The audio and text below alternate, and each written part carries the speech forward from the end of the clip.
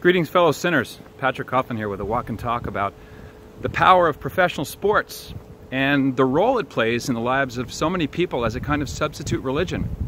Now, this is not me, slamming professional sports. I'm a sports fan. I grew up playing competitive hockey. I could skate before I could walk. I like golf. I like a good game of racquetball. So I'm competitive. I get the sports thing. That said, the structure of pro sports is a kind of parallel religion, if you think about it.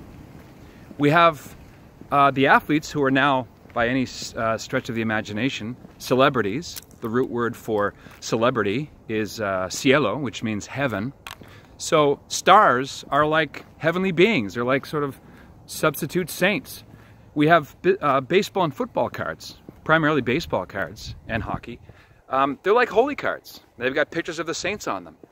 And as athletes and young people are supposed to aspire to the athletic skills and the sportsmanlike conduct of athletes, so young Catholics and other Christians are meant to imitate the virtues of the saints. There's even a kind of symbolic heaven in this substitute religion, or this parallel system of worship, and that is the Hall of Fame. There's a liturgy. It includes an opening hymn, a processional hymn known as the national anthem. There's often reverent moments of silence. Sometimes there's prayer, depending on the context of the game. So there's a lot of parallels, including the liturgy, which happens once a year. The really important liturgy is the symbolic fight between good and evil, known as, variously, the Super Bowl, the World Series, the Stanley Cup, the Masters Tournament, and so on. And in these liturgies, the spectators, i.e. the faithful, vicariously participate in this battle over good and evil. Evil being the opposite team, good being our team, of course. So, man was made to worship.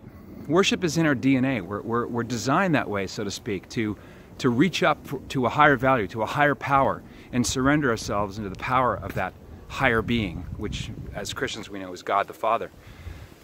And so, it's interesting to me how professional sports has taken the place of worship, especially on the Lord's Day.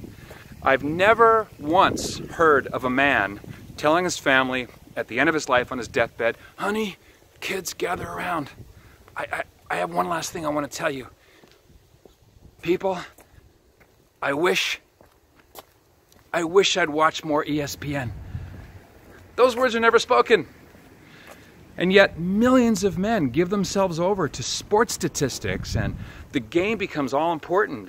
No problem leaving Mass before the final blessing or whenever you want, as long as you don't miss an ounce of time from that other quasi-liturgy called the ball game, or the puck game, as the case may be. This is Patrick Coffin. Subscribe, rate, and review. Keep in touch here at patrickcoffin.media. And enjoy my podcast, The Patrick Coffin Show. Come back often and tell a friend. In the meantime, be a saint. What else is there?